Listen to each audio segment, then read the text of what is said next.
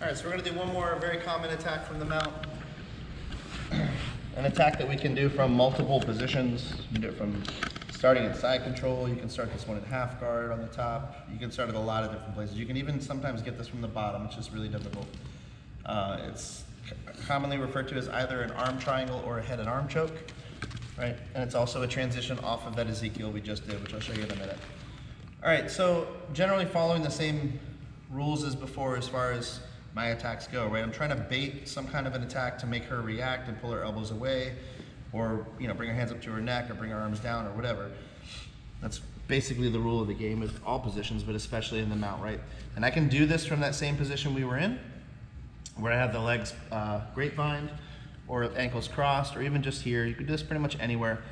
I want to start with my arm behind the neck, okay? Now, a lot of times when you're trying to do Ezekiels and stuff, people are going to start framing on you to try to keep all the pressure off of them, right? The more frames she can make between me and her, the more space she can make between me and her, right?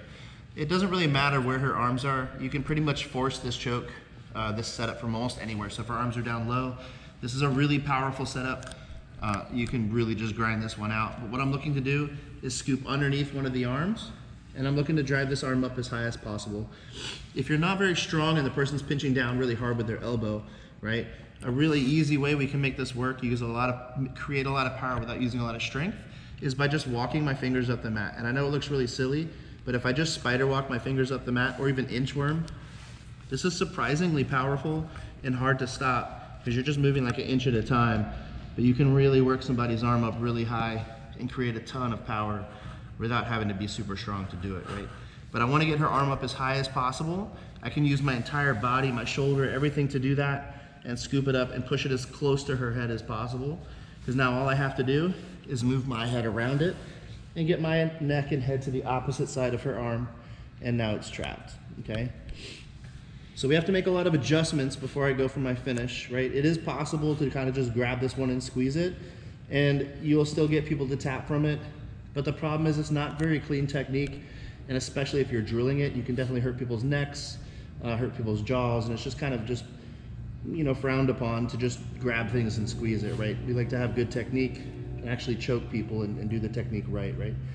So what I have to do in order to make this choke work is a couple things. I need to make sure that there's no space on this side of my arm. Right now there's a lot of space here, like a little over 2 inches of space. I have to clear out all that space. So in order to do that, I'm gonna take my left hand and push on her shoulder, and I'm pushing her into the other arm, and then I lock my elbow down on the mat, so it's kind of stuck here, all right? And now I just take my other arm, and I can either twist it like this, or I can do that inchworm again, which is really strong, and close off all that space. So now there's no space on my right arm whatsoever. I can feel her jaw, her chin, her neck, everything on the other side of my arm on this side. That's exactly what I want, okay? So now you see my hand is really down close to her shoulder, my left hand. I'm gonna take my head and I'm gonna replace my hand with my head, like behind my ear, okay? Now I'm gonna take my hand, I'm gonna turn my palm up to the ceiling, and then just clasp my hands together like a gable grip and open my elbow nice and wide.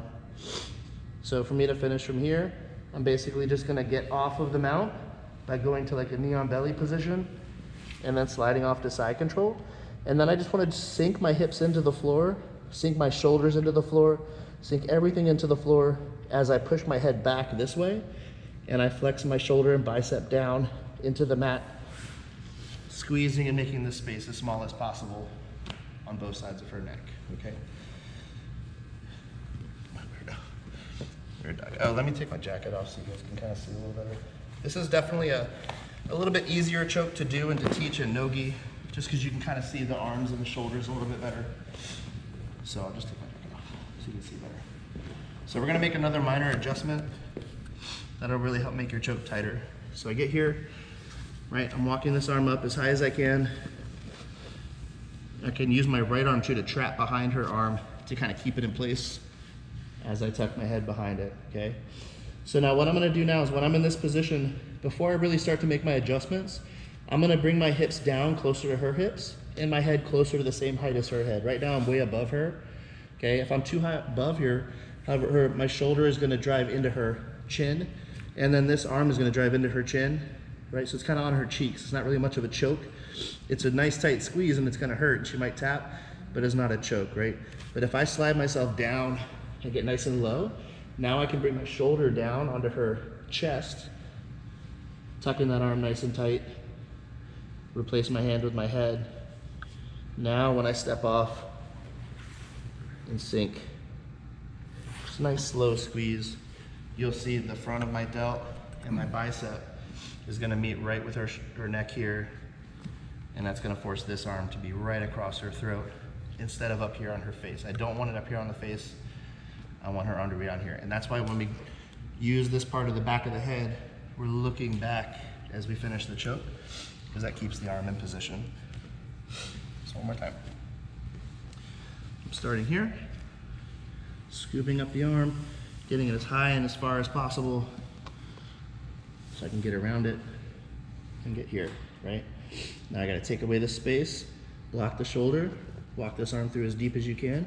Even if you don't think it's moving, it is moving. It's only moving a tiny bit, but that tiny bit is astronomical as far as your choke goes, okay?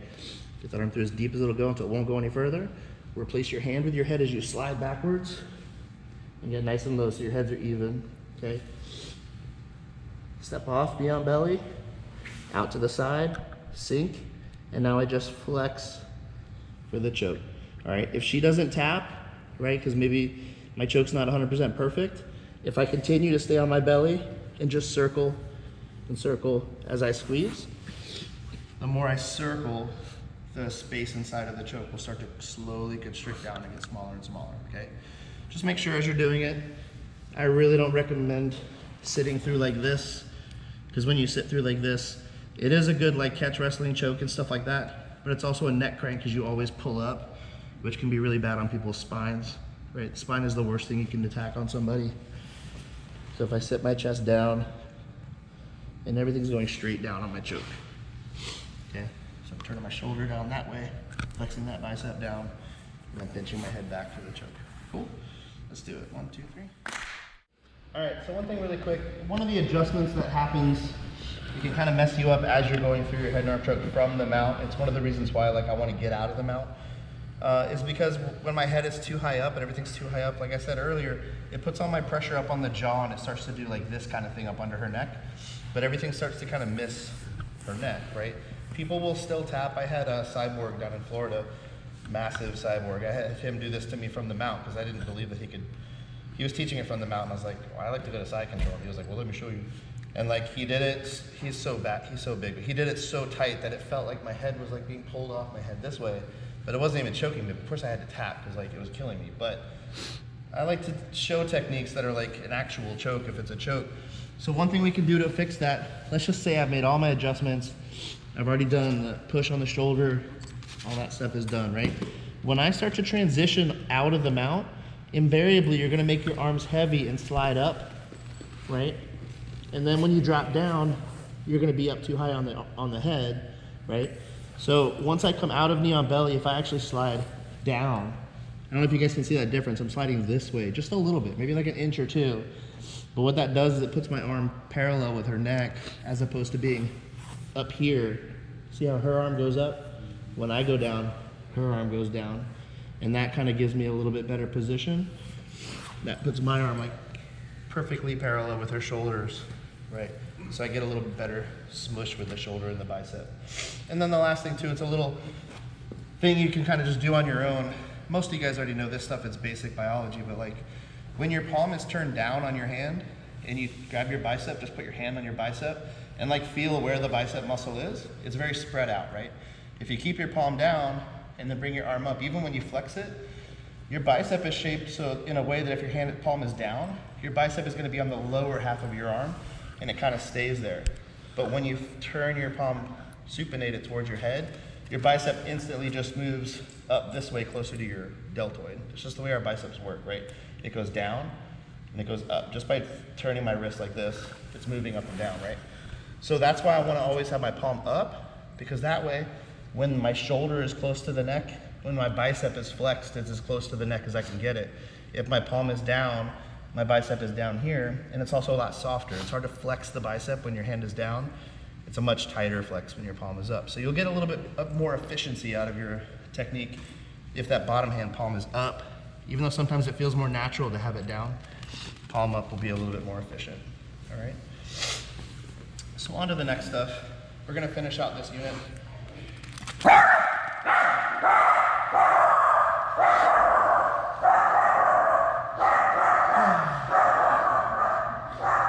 We're gonna finish out this unit the same way we started it, right?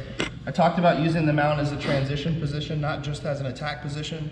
It's really strong for attacks. When you actually get something going, the attacks are really hard to stop and they're really solid and everything, right? But for me, like, especially with like higher level people, man, it's really hard to get inside somebody's neck. It's hard to get like a really good grip because the moment you start attacking them, they're gonna start defending in some way. And a lot of those defenses lead to their escape, right? If I manage to get a grip inside someone's collar, okay, and she starts putting her hand over top of my arm like this or trapping it, I'm not even probably gonna try for a choke. If I stay here and start trying to get my other grip in, I'm gonna get bridge and rolled over this side, right? But I love it when people do this because the first thing I do when I have a collar grip and they reach over the top is I take their arm and I kind of push it to the inside. And as I push it to the inside, I move my arm around the outside of it like this, right? Because now when I pinch my shoulder down, I can trap their arm in position and it creates a really strong lever that I can use my entire body now to roll her body to the side and get to my technical mount position. Where from here I can grab the wrist. I can even keep this collar grip right now. I can go to my chair sit, and now I have the perfect feed where I'm already feeding the collar to choke with my left hand, okay? So if they're over the top, yeah, I'm just gonna push the arm up and across just a little bit. She's not gonna let me push it very far, so that's why I'm gonna move my body around to get behind it. So now my bicep and shoulder can just smash that arm to the side, and I can use that to roll her over. If I want, I can just start working my chokes right from here. Sliding collar choke, bow and arrow choke, wing choke, like all these chokes, right? Or I could get my gift wrap, seatbelt, chair sit, whatever. But it gives me a good opportunity to start attacking the back. That Ezekiel choke is right there that we did earlier, right? Another common way that people defend is, I think they call it like answering the phone or whatever, right? She puts her hand up next to her ear like that. No chance I'm ever gonna choke her through her forearm, right? There's not even a point in trying. But again, she's giving me this nice lever right here. This is even stronger. If I push this to the inside, get my forearm behind it, this is so incredibly powerful to roll people onto their side. And again, I'm right back in my chair sit position. I can start working my chokes. I can work my gift wrap, and I can start working for my chair sits. And then another really common reaction you're gonna catch from people, most common escapes are all these shrimping escapes where people frame on your hips, right? If people are doing them right, they're a real pain in the ass and they're hard to stop. But, go back just a little bit that way. Scoot. Okay. But what I'm looking for when somebody starts getting into these positions is I'm just looking for them to make the mistake of having this elbow either equal to or just inside of my hip line right here, right? This is very common because people want to try to reach down and push on this knee, yeah, and make as much space here. Because if she does, she's got space to bring her knees in and recover position, right? So it's very smart for her to get escape.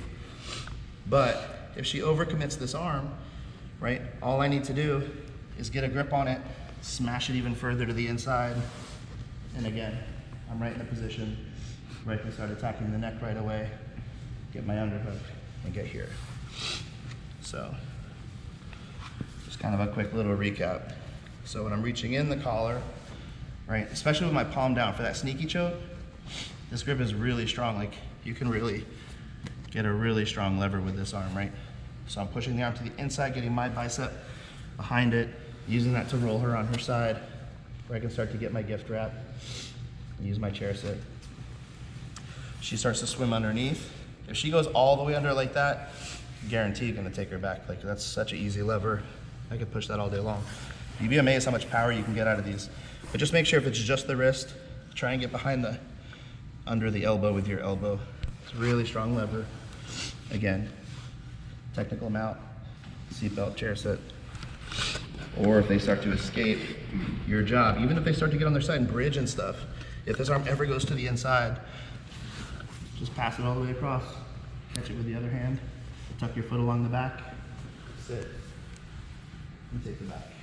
Okay. So if all else fails, if all of your attacks aren't working, maybe they're doing a good job defending and starting to escape, Super easy position to take the back from.